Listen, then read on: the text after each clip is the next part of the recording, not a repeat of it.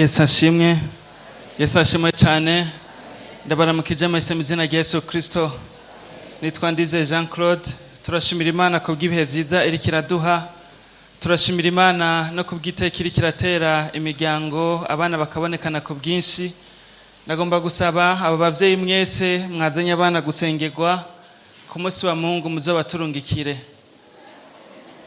Muri Sunday School turabakeneye, turafise ikirasi cy'abana bato bato. Aho mbere tugomba kugura n'ikigira kabiri cyabo onye. Bisaba gusa ko murungikana ujya amukurikirana canke nawe muvyeyi ukazimuzanye bakure bumva ijambo ry'Imana. Haleluya. Ibisigaye navyo tugomba kumva ijambo ry'Imana riturangiriza ikoraniro ry'uno munsi, aho urufatiro ari kibazo tuza kwibaza twisunze ijambo ry'Imana. Ni kibazo kitubaza ngo kuki ndiko ndakora ibi? Kuki ndiko ndakora ibi? Ni kibazo kandi ushobora gusubiza inyuma ukibaza ivyo wakoze muri kahise, kuki nakoze bimwe nakora. Ariko kandi kirashobora kwimuka kikaja no muri kazoza ukibaza uti kubera iki ngomba gukora ibi? Imana dufashe cyane. Reka ico kibazo tucibaze twisunze ivyanditswe tubona mu butumwa bwiza bwanditswe na Yohana, igice ni ca 6 umurongo wa 25 gushika ku murongo wa 27. Ubutumwa bwiza bwanditswe na Yohana, igice ca 6 umurongo wa 25 gushika ku murongo wa 27. Ku bafise Bibiliya za kera mw'isezerano rishasha n'urupapuro rw'110 turasoma. Bamubonye hakurya y'ikiyaga baramubaza bati mwigisha waje ino ryari? Yesu arabishura ati nukuri ndababwire, ntimundondera kuko mwabonye ibimenyetso, ariko nuko mwariye kuri ya mitsima mugahaga. Ntimukorere ibyo kurya biyoka, ariko mukorere ibyo kurya bihoraho bizana ubugingo budashira, nivyo umwana w'umuntu azobaha, kuko ari we Imana Data yashize ku ikimenyetso. Imana ishimwe cyane. Usomye kuva ku murongo wa mbere wa kino gice ca 6 tubona Yesu yarahejeje gukora igitangaza cyo kugaburira abantu benshi, bararya barahaga. Bukeye bwaho abantu birashoboka ko bagarutse hama Yesu yarari baramubura. Mugabo bari hafi y'ikiyaga, baravye amato yarahari, baravuga ati twarabonye ubwato abigishwa ba Yesu bagiyemo, ariko Yesu ntituzi ingene yagiye. Nabo bagira umugambi wo kurira ubwato barajabuka. Bajabutse bashitse aho Yesu ari, baca batangura kino kiganiro. Bakimubona bifashe nk'abantu bamufitiye igishika, nk'abantu bari banyotewe kumubona.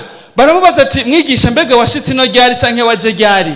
Ariko Yesu kubera ari Imana yararavye mu mitima yabo, aravuga ati ku vy'ukuri ntimuriko murandondera kubera ko mwabonye ibitangaza, ariko muriko mundondera kubera mushaka ivyo kurya. Imana dufashe cyane. Yarababonye arabona vy'ukuri ati aba bantu naho bariko bariruka bandondera ni kubera baraye bariye bagahaga. Ijambo ry'uno munsi uko nabivuze riratubaza kuki uriko urakora ivyo uriko urakora. Ndakubaze kubera iki waje hano? Wewe wakijijwe canke ukurikira Yesu, kubera iki uriko urakurikira Yesu? Wewe uri mu bikorwa by'Imana, uri muri ivyo ufise umugambi nyabaki?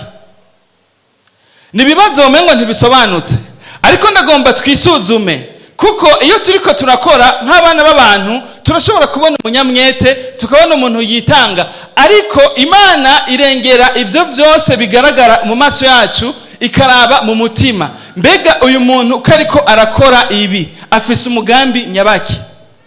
Muri ibi byo gukurikira Yesu tuza dufise impamvu zitandukanye. Hari abantu baruhijwe n'indwara, barumvise ko Yesu ashobora gukiza indwara zose, baravuga ati uyu Yesu akiza indwara, reka ndamukurikire. Abandi ati je ko narondeye yo twubakana igihe kirekire nkamubura, reka nkurikire Yesu, narumvise yuko hari yabishobora gukunda. Abifuza amatungo bagerageje ibishoboka byose bikanka, ati kwa Yesu hari ubutunzi bwose, Yesu ndaje. Imana dufashe cyane. Hari impamvu zitandukanye rero dushobora gusanga abantu bariko bituma abantu bakurikira Yesu. Ariko ikibazo no kubaza, kubw'impamvu ziwe murazi yuko atari amasengesho yose yishura, sivyo? Turazi ko ashobora byose, ariko hari igihe dusenga akihorera, hari igihe dusenga akadutevya. Mbega nka hama yo gutevya canke nta kwishure kuri ivyo umwitezeko, wumva uzoguma umukurikira?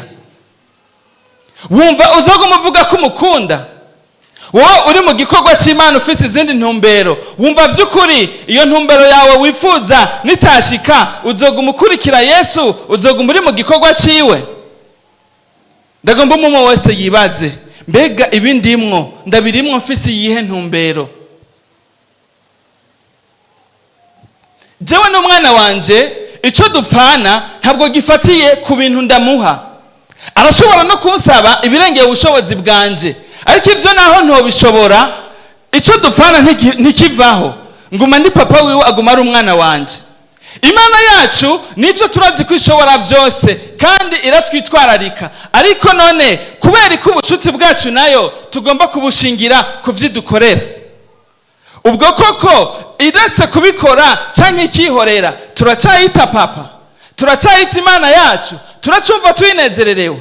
Ndagomba umuntu wese yisuzume. Nivyo mu maboko y'Imana hariho ibyiza byose, nkuko abaririmbyi bahora babivuga. Bwa butunzi twifuza, yamagara meza twifuza, yamazu twifuza, na vya bindi byose, wibuke na vya bindi umaze igihe uri kurasengera, ivyo byose Imana irabifise.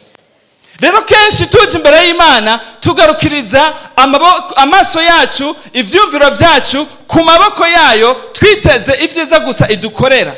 Ariko ivyo turakwiye kubirengera, nkuko Yesu yavuze yuko tudakwiye gushira umutima kuri vya buno bugingo gusa, ariko tukiyumvira ivy'ibihe bidashira. Tuje imbere y'Imana tukabona ubwiza bwayo, tukabona icubahiro cyayo, tukabona igikorwa Kristo yakoze ku musaraba. Ibindi navyo izobiduhereza nk'inyongera. Yesu ashimwe cyane. Kuko nkuko nabivuze, ufise ikintu washingiyeko gituma uri mu vyo urimwo, ico kintu nkama wokibura uzosanga byose wabihevye. Kubera iki uri kurakora ivyo uri kurakora? Kubera iki waje hano mu ngoro y'Imana? Iki kibazo ntigisobanutse, kuko twese biritwa ko twaje gusenga. Ariko reka ndakubwira, harabaza bafise intumbero zitandukanye. Birashika hariho abavuga yuko hari abantu basenga mu gihe cy'iminsi mikuru gusa, canke iyo baronse impuzu nziza. Woba waje kutwereka ko yaruka kuronka agahuzu keza? Sawa, twabibonye, none ivyo biradufasha iki? Cambu cyuraho birafatiswa? Reka gutakaza umwanya. Turaba twaje gusenga, ariko hakaba hari abandi binjiwemwo n'impwemu mbi, ugasanga baje bafise umugambi wo kwiba. Turi hano mu ishengero, sivyo? Ariko ugasanga hariho abasuma twagendanye. Igihe kimwe turi hano mu ishengero, Madame yaho yari yicaye yumvise umuntu inyuma yiwe ati, woshobora kuntiza Bibiliya? Murumva ko ari ikintu gisanzwe, mwene data agomba gusoma. Aramuhereza. Haheze umwanya ahindukira kuraba wa muntu yaha Bibiliya, asanga yagiye ajanye nayo. Bene ivyo bituma bene data tuba mu ishengero dufise uruhagarara. Hageze gusenga Imana, wibutse yuko ushobora kuba wicaranye canke iruhande hafi yawe hariho umusuma, ucusenga Bibiliya wayifumbatiye nk'ama umengo n'urukundo uyikunda gwa cyane. Ariko ni kubera iki watinye ko hari undi muntu yazanywe n'ibindi bintu bitandukanye no kugomba kw'Imana ashobora kwitwara? Ivyo bikaca bituma na bene data bashiki bacu hageze ko baje mu bwiherero, uzubona hagurukanya agasakoshi kiwe, tukava twibaza none umuntu ko atashe hataragera, wowe ntabwo atashe, mu mwanya uzubona agarutse. Kubera iki? Nta mutekano yumva isakoshi yiwe yosigarana nk'ama yosiga ngaho. Kubera iki? Harabaza tubabona kumengo baje gusenga, ariko bafise undi mugambi wo guhungabanya ubwoko bw'Imana. Ukaba uri hano wazanywe n'umugambi atari mwiza, uhinduke wihane, kuko ku Mana si vyiza gusa, ariko n'ibihano birahari. Uri mu bikorwa by'Imana, ni yahe ntumbero ufise? Uri kubikoreshwa n'iki? Ugomba ko werekana impano ugezeko? Ugomba kwereka bagenzi bawe yuko nawe ushoboye. Sawa, none nibaheza ko kwa pressure, nibaheza kugushima, namba utari kurakora kubw'icubahiro c'Imana, namba utari kurakora kugira ngo ubwami bw'Imana bwaguke, je ninaheza kugushima, impera izoca ibiyahe? Reka gutakaza umwanya. Birashika abandi bakaza mu ngoro y'Imana, tukababona kumengo turafatanije. Ariko n'abantu bafise ibibazo by'ubuzima barazi yuko abana b'Imana iyo turi mu rushengero urukundo tuba dufise rwinshi, kandi nivyo ijambo ry'Imana tubwira ngo nitwerekana urukundo niho bose bazamenya ko turi abana b'Imana. Ati rero ko ninaja hariya ndabona cya kibazo canje kirashobora gutora inyishu, ukaza ukihutura mwene data wa mbere ati nukuri mwene data je muhira nasize ibintu bitifashe neza, woshobora kundonsa utwo ngaburira abana. Ukufise ibibazo n'abandi bafise ibibazo, mwene data wa mbere wa kabiri wa gatatu urashobora kukubwira ati nukuri natwe ntivyifashe neza. Ubwo nyene ukaca uvuga ati rishengero nta rukundo, ukaburagiye, sivyo? Uhuye n'abagenzi bawe kubera iki tutakikubona ati wapi haji wanyu nta rukundo ruhari. Urukundo rurahari, ahubwo wazanywe n'intumbero itariyo. Zurondera Imana, hanyuma Imana izokwambika ubuntu bwayo, izokwambika favere yayo, hanyuma bene data bakwiyumvireko. Naho ataco wowe urakora, naho ataco wowe urababwira, Imana irashobora gushira ku mutima w'umuntu akaza akakubera inyishu no kuri vya bindi utaramubwira. Ni igiki cyakuzanye hano? Abandi iyo dusanze hariho abantu bashizwe hejuru mu vy'isi, haba mu vy'ubutegetsi canke mu vy'ubutunzi, wumvise ati asengera hanaka, ubwo nyene ati je ndagomba kumenyana na naka, ko numva asengera kwa Johnson canke ahandi, reka njeyo. Ikibazo no kubaza, mbega katahora ku ngoma amabanga arimo yo yakugwamo, warateguye irindi shengero uzocujamo? Muncamake ntiwakurikiye Imana, wakurikiye uwo muntu. Uwo muntu arashobora gukukuruka canke agakugwa. Wumva uguhagarara kwa guhagaze kubera iki uri kurakora ivyo uri kurakora? Ndagomba umwe wese yisuzume. Turi mu bikorwa byo kwitanga, hageze ko dukoresha amafaranga. Uri kuratanga kugira abarongozi babone ko mishengero bafise umuntu afise amafaranga menshi ashobora gutanga, sawa babibonye n'ibikorwa bizokorwa. Ariko ku Mana naho, Imana ntiraba bigyutanze, umutima ugutumye ukora ico ukoze cyangwa ugutumye utanga ico utanze, niwo Imana iraba. Ndashaka ko twese tudatakariza umwanya mu ishengero, ariko tubeho dushimisha Imana. Ibikorwa byose twokora tubikore dufise umugambi wo kwagura ubwami bwayo no kwihereza icubahiro, atari kuza kwiyerekana gusa, atari kuza gutakaza umwanya. Hari gihe tuza ugasanga hariho abantu baza gusamaza abandi. Igihe kimwe hariho ishengero kanaka ntaza kuvuga, kandi n'inkuru y'ukuri yabaye. Hariho umukenyezi yaravyibushe, yambariye agahuzu kiwe keza, birashika akenera gusohoka. Asohotse agiye hanze, umwe mu bagabo bari mu ishengero akimubona gusa amurenganya amuravye inyuma, wa mugabo abo bicaranye bazumva tanguye kugira ngo kubera iki? Yaravye uwo mukenyezi, araba ingene ngana, araba n'ingene yambara, acarahungabana. Uwo mugabo kuvyukuri yavyitwayemwo nabi. Ariko ko turabanyantege nke, nagiye nibutse bashiki bacu canke abavyeyi bacu, kuvyukuri aba bagabo canke aba basore naho bari mu ngoro y'Imana ntibaja mu mpwemu gose ku rugero rwaho n'amaso yabo badasubira kuyakoresha. Bicaye hano bambaye umubiri. Saba Imana rero ntuhava usanga uje kubagora, usanga uje kubaderanja. Uri muhira wambaye agahuzu kawe ni keza cyane, suzuma urabe mbega akagahuzu na hari keza ndagakunda, ubwo nta muntu gahava kagora, nta muntu gahava kaderanja. Imana dufashe cyane.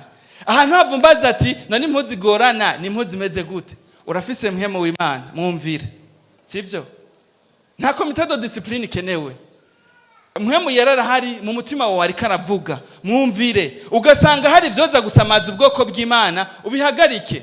Paulo usomye mu cete ca mbere yandikiye abikorinto igice c'8 ku murongo wa 13 yavuze ati kurya inyama naho atari icyaha. Nka hamwe no usanga hariho mwene data vyotsitaza, izo nyama ndaziheba.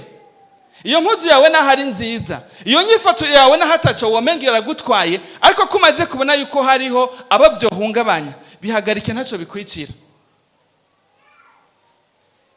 ndagomba ko umwe wese asuzuma igihe cyose uri kurakorera Imana, banza wibaze ni yahe ntumbero mfise, ni kihe kintu kituma ndiko ndakora ibi ndiko ndakora, mu kwirinda gutakaza umwanya. Imana dufashe cyane. Mu ngoro y'Imana ngo hari n'abaza gutangira hishana, ugasanga bene data barahari nk'abanye baheruka kwibaruka, umwana mushasha arateye igomwe, uwo ari we wese yo kwifuza kumwakira kugira murabe, ariko ugasanga umuvyeyi biramugoye kwimana umwana, ariko naho amutanze agumanya uruhagarara, ati ubwo umuntu mpaye umwana wanje ahava musubiza ari muzima. Kubera iki? Yarumvise ko no mwishengero batangira hishana, waje kuturoga. Abandi ugasanga bariko bakoreshwa n'impwemu mbi kugira ngo baze guhungabanya amakoraniro. Ukaba uri hano ugende wihanye, kuko mu ijuru hari Imana ikubona. Satani nta yindi ngero afise zo guhereza uretse kuzotuma utabwa mu kiyaga cyaka umuriro. Imana dufashe cyane. Kubera iki uri kurakora ivyo uri kurakora? No mu buzima bwa misi yose, igihe cyose uzoba ugomba kugira icyo ukoze, uzokwibaze, mbega iki kintu ngomba gukora ni yahe mpamvu, canke kinshikana kuki? Namba hari ikibazo ngomba gutorera umuti, ubwo iyi nzira mfashe iranshikana ku nyishu irama? Canke uwo mbona ndiko ndakora ibi bintu no vyakira gute? Uwo twubakanye yosanga canke yomenya ubuzima mbayemwo, ubwo vyomugwa neza? Umukoresha wanje yomenya ukungana ndiko ndakora akazi kiwe, yohava vyakira gute? Canke ibi ndiko ndakora nka hamwe yoba ari jewe ndiko ndabikorerwa, canke bigakorerwa abanje, numva noshobora kubinezerererwa? Handi naho urakwiye kwibaza, ibi ndiko ndakora canke ntegekanya gukora, nka hamwe Imana yoba ihagaze imbere yanje physically, ubwo vy'ukuri no kubahuka kubikora? Inyishu za kwiha niza gutuma ufata ingingo nziza. Yesu adufashe cyane. Mu rugo birashobora kuba byarahungabanye, uwo mwubakanye ugasanga hariho ikosa yagukoreye, ariko kubwo kumukomesha ati je ngira ndamukomeshe, ngira nigire mu bandi bagore, ngira nje mu bandi bagabo.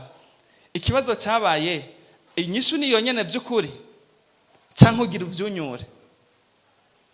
Urashobora kwihumuriza mu mutima wawe, kuko mpwemu w'Imana yaravuze inshuro nyinshi waranse kumva, ubu usiga umengo n'ubuzima busanzwe. Ariko naho woduhenda, umutima wawe ntushobora kuwuhenda. Ivyo uri kurakora, umutima wawe urashobora kukwemeza ko ari byo canke atari ivyo. Reka kuba mu buzima bwo kwitorutira, emerera umutima wawe canke umerere mpwemu yera ivyo ariko arakubwira utunganye, ubikosore, kuko nta mpamvu yo kuba muri ivyo onye. Turi hano ku isi mbwa tuhasha turengana, mbega ivy'ibihe bidashira uri kubitegura gute? Imbere yuko dusenga, mu ngingo dufata, ndagomba kubasaba, hariho ibiringo bibiri nyamukuru dukwiye kwirinda gufatamwo ingingo. Icambere, igihe uzoba unezerewe cyane canke uzoba uryohewe, ku vy'ukuri uzokwirinde gufata ingingo iyo ari yo yose mu buzima. Usomye Bibiliya turabona Herode anezerejwe n'intambo z'umukobwa wa Herodiya, atatanga isezerano atabanje kwiyumvira, amubwira ati ico nsaba cyose ndakiguha. Wa mukobwa avuye kuhanuza nyina atazabwira umwami ati ndashaka umutwe wa Yohana. Umwami ntiyari gushobora kwivuguruza, yabaye oblige kwicisha Yohana kandi atamugambi wavyo yarafise. Byari biturutse kuki? Kubw'ingingo canke isezerano yatanze, abisunitswe n'ibigumbagumba bivuye ku munezero. Ni nkuko ubwa kabiri, igihe cyose uzoba ushavuye uzokwirinde gufata ingingo. Abarundi baramaze ngo ushavuri kubwira ngo uci wawe, uhejeje ucutangura kwicuza. Kugira ngo ushobora gufata ingingo nziza, nukuba washoboye kwibaza twa tubazo hamwe n'utundi ushobora kwibaza. Ariko ivyo uzobishikira mu gihe mu bigumbagumba vyawe uzoba uhagaze neza, uzoba utekanye, uzoba uri stable emotionnellement. Kuko unezerewe cyangwa ushavuye ntushobora kwibaza ku ngaruka y'ivyo ugomba gukora. Ariko ubuzima wobamwe bwose, ico wogomba gukora cyose banza wibaze, kubera iki ngomba gukora ibi ngira nkore? Kubera iki nakoze bimwe nakora? Ubuzima bwawe ubutunganye. Abaririmbyi kazi, tugomba gusenga Imana uri mu gikorwa cy'Imana sinzi igihe ukimazemwo, ndagomba usuzume igihe ukimazemwo n'ukungene uri kurakora, motivation ufise canke impamvu iri kiragutuma uri kurakora ivyo uri kurakora. Kubikora utarizera umwami Yesu ni zero. Kubikora ufise izindi nyungu urondera ntaco bitanga. Murazi yuko hari n'abantu batanguza amashengero cyangwa amashirahamwe ya Kristo, ariko waza kuraba ugasanga intumbero y'abanyamukuru si kugira ngo abantu benshi bihane baze kuri Kristo, ariko ugasanga babitanguje kugira ngo bironkere inyungu z'ubu bugingo, baronke ingene babaho. Singomba kuvuga yuko guhezagirirwa mu gikorwa cy'Imana ari bibi, oya si bibi, ariko none ko vyitwa ko watanguje ico gikorwa canke ko ukirimwo, ni yahe ntumbero nyamukuru yatumye ubishinga canke ubitanguza canke uba muri ivyo bikorwa? Ndagomba ko twokwibaza twese. Ariko kandi uwo turi kumwe hano atarizera umwami Yesu Kristo, birashoboka ukaba uri mu buzima bw'intambara, uri kugerageza gutunganya ubuzima bwawe vyaranse, hari inzoga ziriko zirakuremera, hari tabi, hari ubusambanyi, hari akabaregwe, hari bibi bitandukanye uri kurakora, uri kugwana navyo kugira ngo ushobore gutunganya ubuzima bwawe, ariko nagenda kubwire kubw'inguvu zawe ntavyo uzoshobora.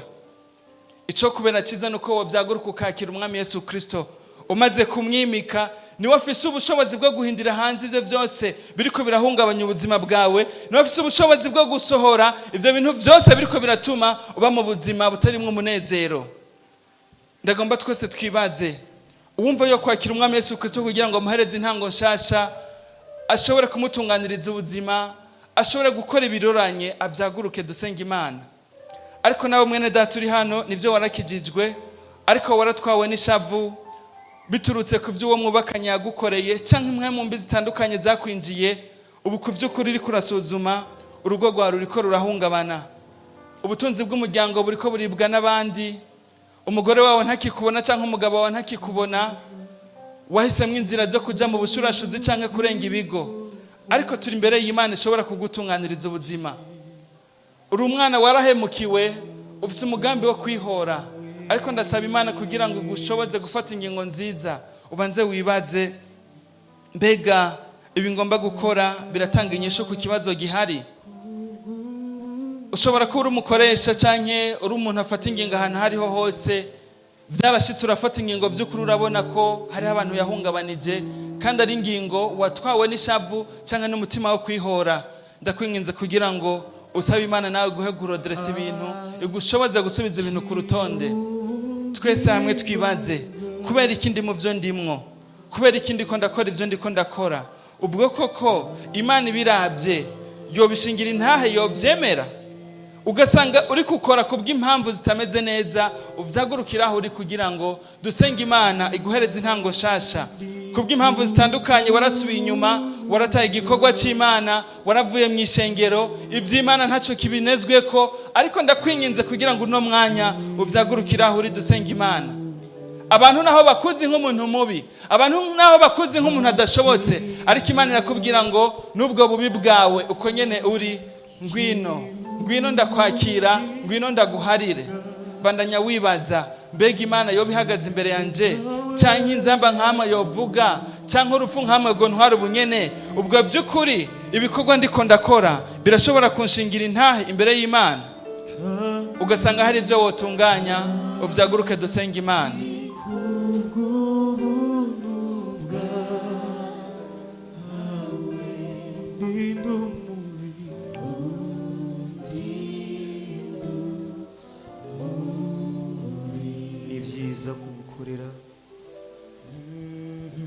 Bandanya wibaza, kubera iki ndiko ndakora ibi ndiko ndakora? Kubera iki nafashe iyi ngingo?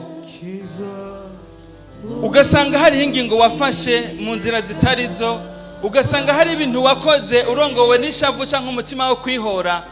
Uvyaguruke kugira ngo usabe Imana iguharire, hanyuma igushoboze gutunganya ibintu. Ariko na cane uwo baturi kumwe hano atarizera umwami Yesu Kristo, avyaguruke nawe nyene tumusengere. N'umwanya mwiza kugira ngo ushobore kwizera umwami Yesu Kristo. Hanyuma birashika ukaba warakomerekeye mu ngoro y'Imana biturutse ku ngingo canke ku mpamvu yari yaragutumye uza mu ngoro y'Imana, ariko usaba Imana kugira ngo iguhindurire ibihe. Ivyo wifuza ubirondere ku Mana uyihereje umutima, bitandukanye no kuza atakindi kikuzanye uretse kurondera izo nyungu za kano kanya. Ivyo naho twabironka ni vy'umwanya muto, ariko Imana ibanza kuraba mu mutima, mbega uyu muntu ko ari karandondera, mbega uyu muntu ko ari mu ngoro yanje afise iyihe ntumbero. Reka dusabe abavyagurutse mutera intambwe mushike hano imbere kugira ngo dusenge Imana. Abavyagurutse mutera intambwe mushike hano dusenge Imana. Turi imbere y'Imana ibakunda, Imana ibitwararika. Abantu naho bo barabahebeye ivomo, ariko Imana iguma ikubwira ati ngwino kuko iragukunda. Waniganye kenshi n'ingeso urimwo, waniganye kenshi n'ibikorwa bibi urimwo, ariko muri kano kanya ngwino mu maraso ya Yesu Kristo kugira ngo agutunganirize ubuzima, aguhereze intango nshasha, agushoboze gutunganya ubuzima bwawe, kugira ngo ivyo uri bukore byose bibe bifise ico bimaze mu bwami bwa Kristo no mu buzima bwa misi yose. Imana igushoboze gufata ingingo nziza, Imana igushoboze gutunganya ubuzima bwawe.